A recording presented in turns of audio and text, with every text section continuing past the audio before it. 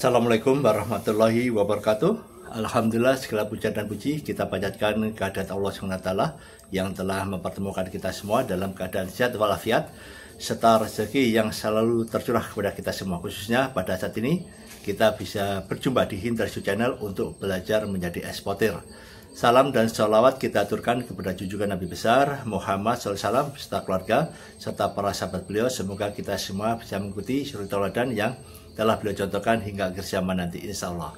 Rekan pejuang ekspor, ini ada pertanyaan bagus dari viewer atau subscriber dari Hindarsu Channel ini terkait dengan metode pembayaran internasional, di mana pembayaran internasional ini sangat terkenal dan sangat mudah dipahami sebetulnya bagi teman-teman yang ingin lebih detail terkait dengan pembayaran ini.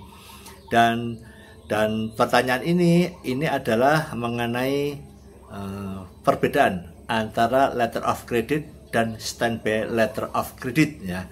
Nah, di sini tentunya teman penanya ini mungkin mendapatkan penawaran pembayaran dengan standby letter of credit.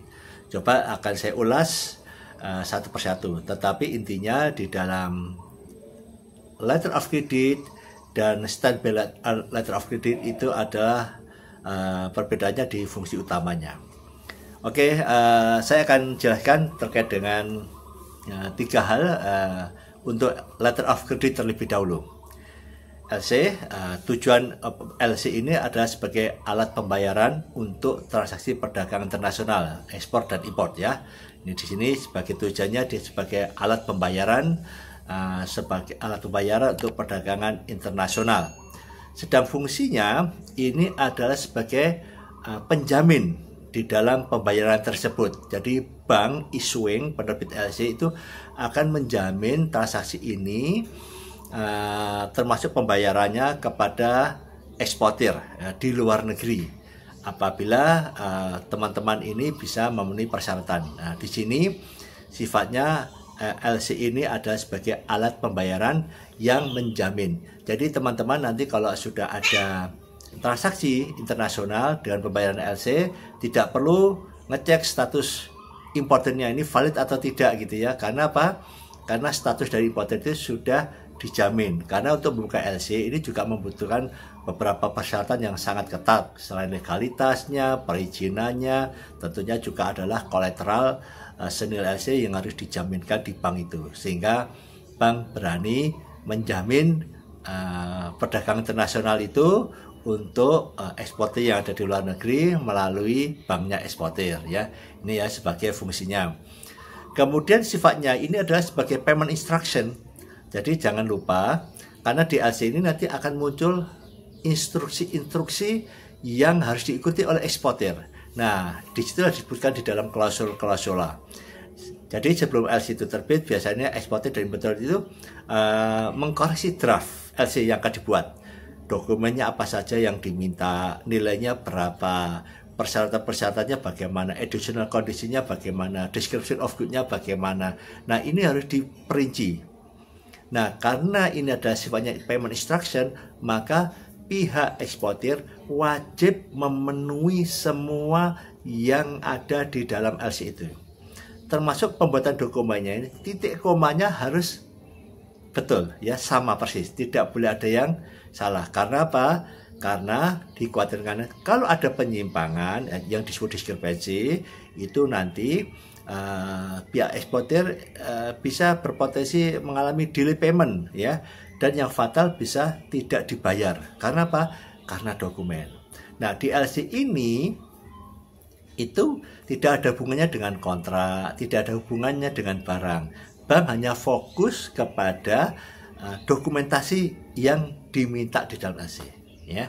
Nah, ini harus diperhatikan. Contohnya seorang importir dari negara Jepang misalkan membutuhkan kopi dari Indonesia, dia menyampaikan LC, banknya membuat LC untuk eksportir di Indonesia. Nah, di sini salah satu disebutkan misalkan kopinya Arabica Mandailing grade 1 proses semi wash ya, defeknya 11 misalkan begitu ya, nilainya 1.000 US dollar plus minus 10% more or less, quantity and amount more or less 10%.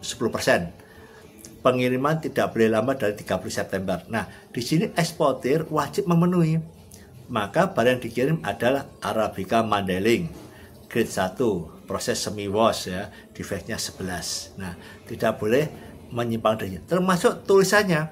Kalau dulu ditulis grade 1, terus kemudian kalau ada nambah ini saking grade 1 tapi bagus sekali ditambah grade 1 terus kurung AA misalkan gitu. Itu penyimpangan, nggak boleh. Harus sesuai dengan LC ya. Nah, di situ yang dipahami.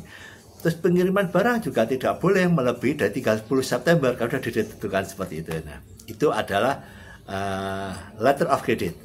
Nah, kalau standby letter of credit tujuannya ini adalah sebagai alat jaminan, bukan pembayaran.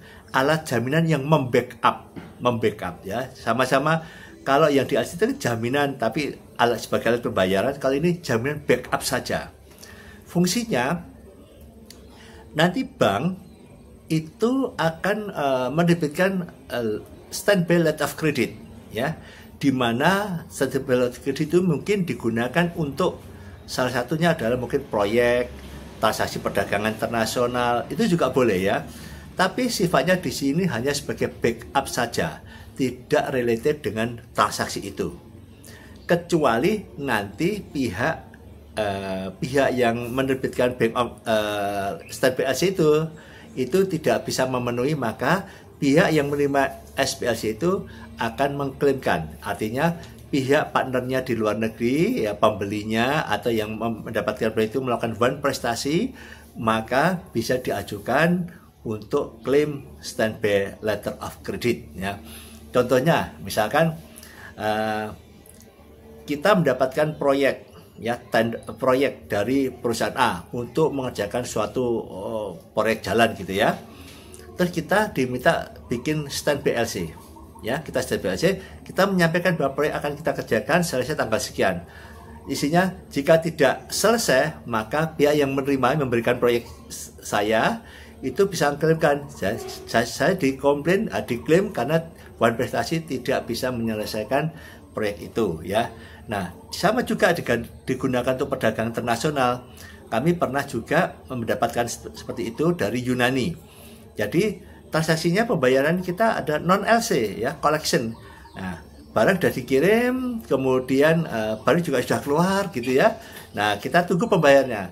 Kalau tidak dibayar, baru saya klaim. Nah, makanya hati-hatinya di sini kami harus memperhatikan sekali kapan jatuh waktunya, kapan matinya SPLC. Jangan sampai kita klaim ternyata sudah selesai, sudah habis, sudah buyar standby LC-nya. Nah, di situ ya. Jadi ini hanya membackup ya, beda dengan LC. Kalau LC begitu barang dikirim, dokumen dikirim, dicek bank, cair uangnya ya. Nah, kalau ini enggak, nunggu kalau ada one prestasi baru diklaim. Tapi kalau tidak ada one prestasi, maka fungsi dari standby LC ini adalah gugur ya, sudah tidak berlaku lagi, null and avoid ya. Nah, di sini ya, bagaimana sarannya? Saran saya untuk transaksi perdagangan internasional, kalau ada dua pilihan ini, ada gunakan standby letter of credit, di mana standby letter lebih menjamin Anda terkait dengan transaksi perdagangan tersebut. Insya Allah aman. Jangan standby letter of credit. Ada beberapa negara yang saya tahu seperti Yunani itu tidak mau, tidak berani menerbitkan letter of credit. Dia cuma standby letter credit ya, letter of credit. Sehingga tetap saran saya gunakan LC untuk transaksi perdagangan, jangan SPLC ya. Semoga ini bisa memberikan pemahaman detail dan Anda bisa menentukan pembayaran mana yang terbaik untuk Anda di antara SPLC atau letter of credit. Maka gunakan letter of credit. Tetap semangat, iExplore. Subhanakallahumma wa bihamdika asyhadu an la ilaha illa anta astaghfiruka wa atubu ilaik. Wassalamualaikum warahmatullahi wabarakatuh.